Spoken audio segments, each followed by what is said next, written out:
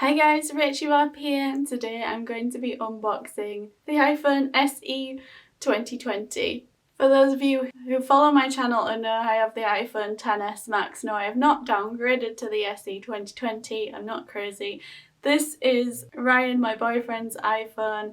He previously had the iPhone 8, so I'm going to talk about the difference between those and why it's worth considering this if you are at that level of the 8. But first, let's take it out of the box. It's so beautiful.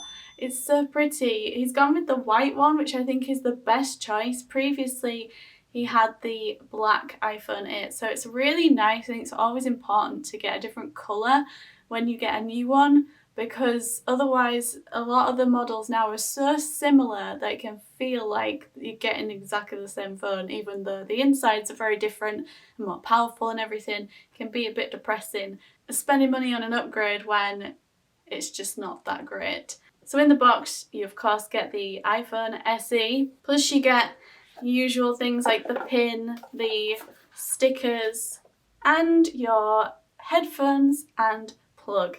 Cue all the comments asking why I've got a weird looking plug. It's because I'm in the UK and that's how plugs look. If they look like yours, they would not go in the socket. Okay, so let's talk a little bit about this iPhone. I'm very impressed with it.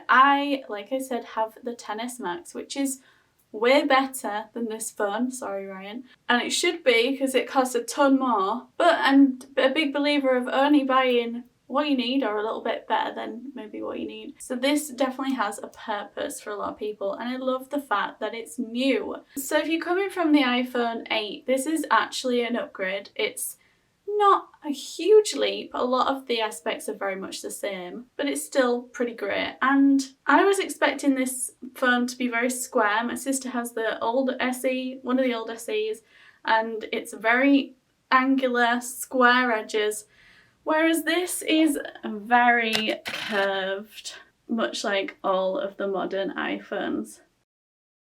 Just to give you a little idea, this is the same size as the iPhone 8, but side by side with the XS Max, obviously this is a Max version of the iPhone, it's a lot smaller, but it's cute, it's much lighter. If you are thinking of going for either the iPhone 8 or the iPhone SE, I would definitely go for this because it's more modern, it's going to be supported for a lot longer. It comes with iOS 13.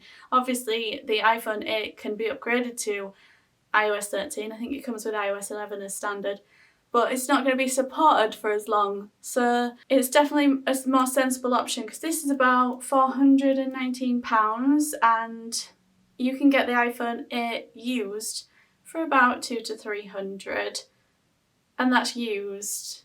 And sometimes buying these used iPhones, they don't last much longer than a year before something goes wrong, because the people who are refurbishing them, you don't always know who that is or if they know entirely what they're doing. So I think getting a new one from Apple is a better option if you want something that's going to last you a long time, and then you're at least covered for a bit longer. Plus you get a year's Apple TV Plus subscription, which is great. It takes the cost down even more for you, value-wise. You can also get 128 gig in this, which you can't in the iPhone 8. With this one is actually 64, which I always think is fine. Also still wireless chargers, which is perfect. So all of Ryan's previous gadgets that we had for the iPhone 8 still work for this, including the case. Plus this has the dual SIM capability. It also has better camera features, takes much better photos, has portrait mode. It's perfection. I think if you're looking for a cheap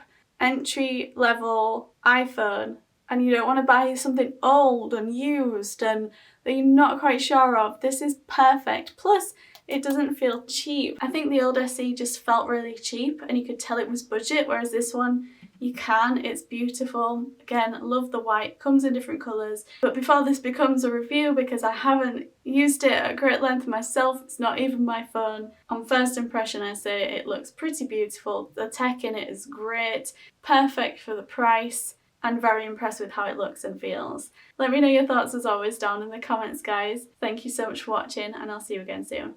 Bye!